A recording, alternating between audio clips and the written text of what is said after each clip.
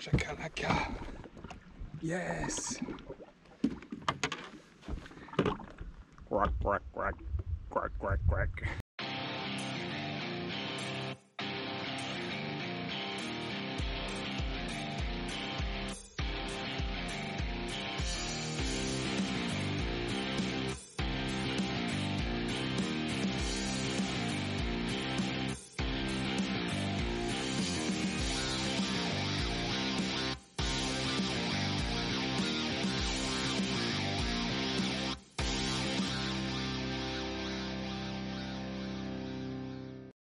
Pour pêcher à la frog, moi j'utilise, ça c'est mes précaux à moi, c'est ce que moi j'utilise, une canne H, c'est une fast en 7 pieds 4. Bon, moi je fais 1m80, 7 pieds 4, ça me va assez, ça pourrait être un chouïa plus court. Après pour les gens qui font des lacs avec des grands lancers, 7 pieds 4 c'est le minimum, pour de la rivière ça peut être un peu plus court. Donc c'est une vraie trick, mais avec une pointe qui doit être capable d'animer. Donc quand même avec faut que ce soit un bâton à brocher quoi. Voilà.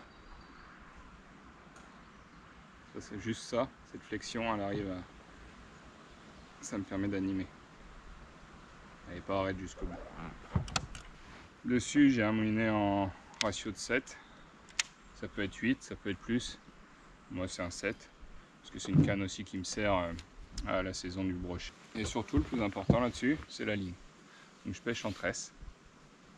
Donc là c'est la tresse en 60 livres. Alors 60 livres ça fait à peu près 30 kg. Là je vous entends tous derrière vos écrans. Ah mais ça va pas la tête, on n'est pas aux États-Unis ou quoi. Franchement, moi je trouve ça super agréable. Déjà ça permet de lancer correctement. Quand on lance dans les branches ou dans vraiment des tas de merde, vu que la frog n'accroche pas, on arrive toujours à s'en sortir avec cette puissance de tresse. Et si vous allez vraiment pêcher vos basses, vos poissons, peu importe même les brochets, dans les endroits très très encombrés, vous serez content de trouver cette ligne de 30 kg. Il faudra ferrer, treuiller, canne en haut. Vous pouvez mettre moins, mais moi je trouve ça vraiment super efficace.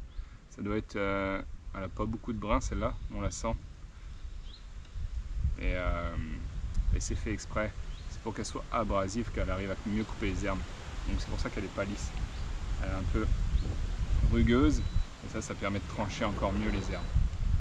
Donc c'est une Sunline FX2 en 60 livres. Franchement, c'est ce qu'il faut. Et bon, si vous avez un moulinet dédié comme ça, pêche brochet, pêche basse comme moi je fais, ça, c'est incroyable. Vous pouvez faire 5-6 ans facile avec la même tresse, c'est mortel. Donc derrière, pas de bas de ligne, tresse directe sur la frog, comme ça il n'y a pas de point faible sur ma ligne. Si je fais en plein amas de bois ou en plein nénuphar très dense, je suis en direct avec mon nœud. Le nœud c'est un nœud palomar que je fais, ça tient très bien, avec ma frog derrière. Voilà, c'est très simple. Donc maintenant, on va passer aux frogs. Je vais vous montrer des choses qui peuvent être intéressantes, notamment au niveau des souplesses de gomme. Donc là actuellement, je pêche avec la Sakura, qui est une gomme vraiment tendre. J'ai également dans ma boîte depuis une bonne dizaine d'années cette Snag Proof, qui a aussi un beau point d'appui ici, sur la vague, qui permet d'être bien appuyé, et la gomme est vraiment souple. Et ce qui m'intéresse derrière, c'est surtout le crochet que j'ai. Un gros hameçon avec un gros gap. Le gap, c'est l'intervalle entre la branche haute, la branche basse. Là, plus j'ai d'espace, plus ça va me permettre de bien piquer. Voilà, donc là j'ai quand même un beau gap. Là pareil. Tout de suite quand j'appuie, les hameçons sortent. Maintenant je vais vous montrer d'autres choses. Ce sont des très bonnes frogs. Ça c'est des Jackal Kaira, je crois. Kaira, un truc comme ça. Un modèle plus petit. J'avais vu qui était conseillé sur un célèbre une célèbre chaîne de basse américaine, Tactical. Donc je les avais pris, mais la gomme est quand même un peu plus dure. Et avec ça, j'ai eu tout de suite plus de loupés. Voilà. C'est plus dur en gomme. Putain, et mais là, vous voyez que j'ai un gap qui est plus petit. En même temps, c'est des frogs qui sont un peu plus petites par rapport à ma Sakura. Voilà, ça n'a rien à voir. Alors après, c'est par rapport à l'utilisation de chacun. Mais là, moi, je conseille pas ce type de gomme, à moins que dans la journée, vous êtes capable de prendre 30 touches à la frog. Dans ce cas-là, vous allez en rentrer, il n'y a pas de problème. Il suffit d'ouvrir un peu les hameçons, les écarter. Il y a des solutions hein, pour avoir un meilleur ratio. Attention, on va utiliser la fameuse phrase « on n'est pas aux États-Unis ». Moi, je suis pas capable de prendre 30 touches à la frog sur mes biotopes, même s'il y a beaucoup de basses. On n'a pas des grandes zones de plat avec des herbiers où on fait des longues castes à ramener sur des taches bas de lentilles et à prendre beaucoup de touches. Et au final, avoir des poissons aussi qui sont capables de suivre sous le tapis d'herbier. Moi, je pêche en rivière et même les lacs que je connais, il y a très peu de grands tapis. Si le bass attaque une fois, vous avez une deuxième chance, mais il ne va pas suivre sur 5-6 mètres. C'est impossible, il sera sorti du tapis d'herbe. Il y a une bonne référence qui existe, qui est facile à trouver, sur une gomme quand même assez tendre. C'est la Spro, la Bronzai Frog. Là c'est la version Popper. Une gomme plutôt tendre. Franchement, on va pas se plaindre de cette gomme, elle est quand même plutôt bonne. Et avec un bon gap, des bons hameçons qui sortent tout de suite. Ça c'est ce que vous arriverez à trouver en magasin plus facilement. C'est une bonne ref. Secondo. Donc il y a 3 types, on peut ranger dans 3 familles les grenouilles. Donc les grenouilles simples, comme ça, avec un nez plutôt pointu. Voilà. Celle avec une bouche en incurvée, comme ça, en forme de bouche de popper. Et les autres. Les autres, c'est celles qui pêchent à ramener au moulinet. Donc, celle avec une queue comme ça qui tourne, c'est une sprinker. La fameuse Basie. Et j'en ai une autre. Ici, c'est une OSP avec une petite palette au cul. Donc là, il suffit de lancer, de ramener, et ça pêche tout seul. Donc ça, bien. Donc on va commencer par elle. Donc ça, c'est des frogs qui sont bien adaptés à faire des dessus d'herbe quand il y a un peu d'eau sur l'herbe. Donc là, on couvre du terrain sans s'accrocher avec ce type de frog à ramener au moulinet. Des limites d'herbier aussi, ça peut être excellent sur les limites d'herbier. Quand justement ceux-là sont trop denses pour être pêchés dessus, on peut faire les limites en bordure avec ça. Et ça a une bonne utilité, en tout cas chez nous, en rivière ou en lac, c'est des grandes frondaisons d'arbres lancées en dessous et ramenées. Ça permet de faire une pêche de surface assez bruyante et plutôt facile parce que ça c'est des leurres qui se lancent plutôt bien. Mais c'est pas des grenouilles qui vont pouvoir aller pêcher dans des zones très sales. Mettons ça sur des lentilles, ça fera pas l'hélicoptère derrière. Elle n'arrivera pas à nager non plus.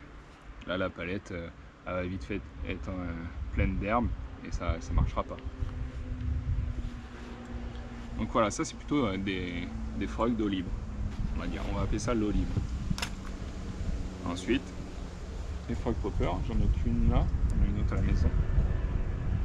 Donc quand il y a besoin de faire un peu plus de bruit, poc, poc. En tout cas, elle ne sert pas qu'à popper. N'ayez pas peur, si votre marchand a juste celle-là en rayon, vous pouvez l'acheter et faire un walking the dog, ça y va super bien.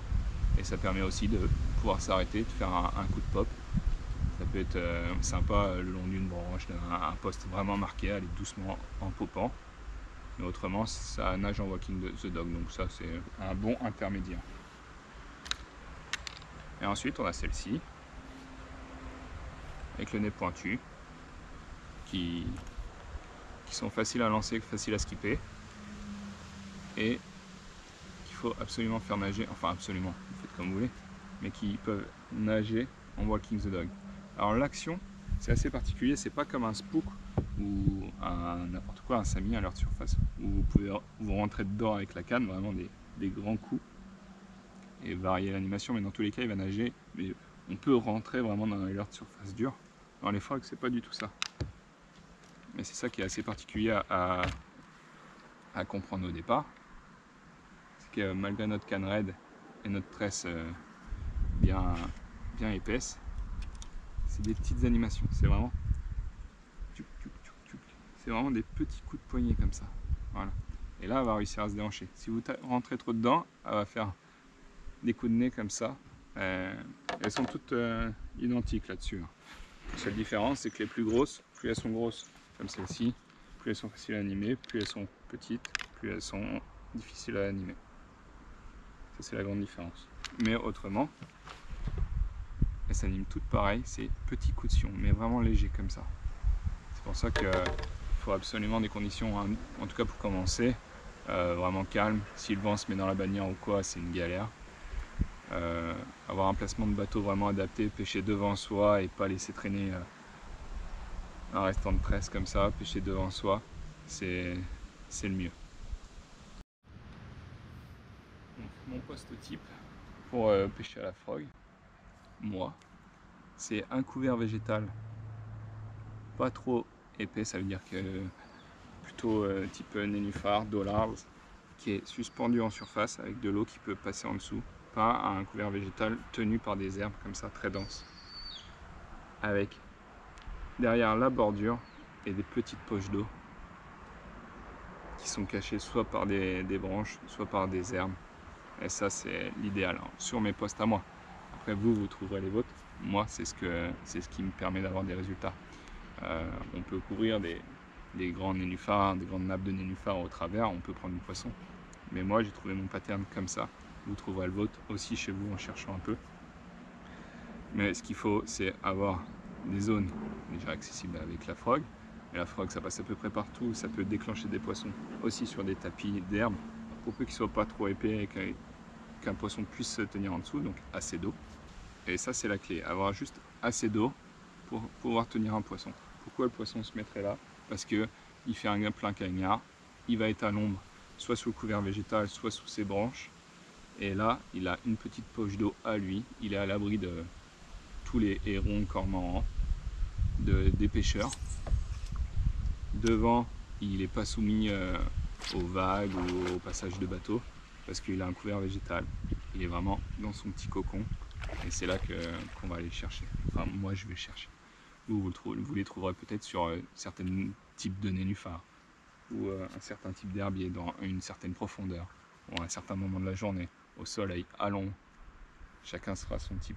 En tout cas, j'évite de pêcher dessus quand il y a trop d'herbe, et puis voilà, finalement il n'y a pas de règle, on peut y pêcher partout. Je pense que je vais en découvrir plein là-dessus. Je suis vraiment pas un pro de ça, mais j'ai eu beaucoup de réussite dernièrement, et parce que je me suis remis en question déjà sur mon type de frog, et que j'ai trouvé aussi les zones où étaient les poissons. Un petit truc aussi au ferrage, surtout. Donc les premiers, vous allez les flamber, hein. Les premières touches, vous allez ferrer à vue, vous allez leur enlever de la bouche. Si vous êtes capable de réappliquer le même schéma sur le même type de poste, vous allez prendre la touche, vous serez plus sûr. C'est comme au leur surface, quoi. À partir du moment qu'on a une attaque, mettons en pleine eau sur un banc de poisson, le prochain lancer, on sait rendre du mot. Ben là c'est pareil. Le gobage il est plutôt franc et avec un bruit sourd. Ça, soyez pas surpris, c'est vraiment typique du bass, c'est une grosse aspiration, un bruit sourd. Et là c'est le coup de... Moi j'anime canne en bas. Donc ce qui fait que j'ai toujours un mou dans la bannière. Quand le poisson va prendre la frog, il va partir avec. Et moi je le sens quasiment pas partir avec parce que j'ai assez de mou dans la bannière pour qu'il puisse s'en aller. Et là c'est quoi? C'est une question de 1, 2 secondes. Mais je compte pas, c'est naturel, je regarde, je marque un arrêt, donc le poisson vient, il prend, il s'en va. Je constate si ma frog est encore là, est-ce que je la vois encore. Pour ça aussi, ça peut être sympa, si vous avez du mal à les voir, vous pouvez mettre un coup de vernis à ongles ou de peinture, n'importe quoi, jaune fluo, orange juste sur la tête. Le poisson ne le verra jamais, par contre vous verrez mieux votre frog. Là je constate si ma frog a disparu. Si elle a disparu, je reprends mon mou et j'envoie un ferrage vers le haut. Et je pense que ça c'est aussi un gage de réussite, on fait vers le haut avec de la force et surtout ça permet tout de suite d'extirper le poisson des herbes ou des branches. Donc voilà. Voilà, il ne vous reste plus qu'à essayer la frog, à prendre des touches. Je pense que jusqu'au mois d'octobre, il y a moyen de prendre du poisson avec. Donc de juillet à octobre, il y a moyen de prendre du bass. Et sur les zones bien poissonneuses embrochées, ça peut marcher également très très bien. Donc voilà pour mes petites astuces. Je ne suis pas un pro de ça, mais j'avais quand même un certain recul pour en parler. C'est pour ça que je le mets dans cette vidéo. J'espère que ça vous servira. Si cette vidéo vous a été utile, n'hésitez pas à mettre un commentaire. Des questions, pareil, en commentaire, je les lis tous et je réponds à tout. Et pour du matériel, tout sera dans la description. Je mets tout dans la description avec des liens. Alors quand j'ai pas les produits, je trouve pas les produits sur les sites français, je vous mets des alternatives. Mais tout ce que je mets en lien, c'est des choses qui marchent, c'est pas de la quincaillerie. Donc voilà, à plus et mettez des pouces. Salut.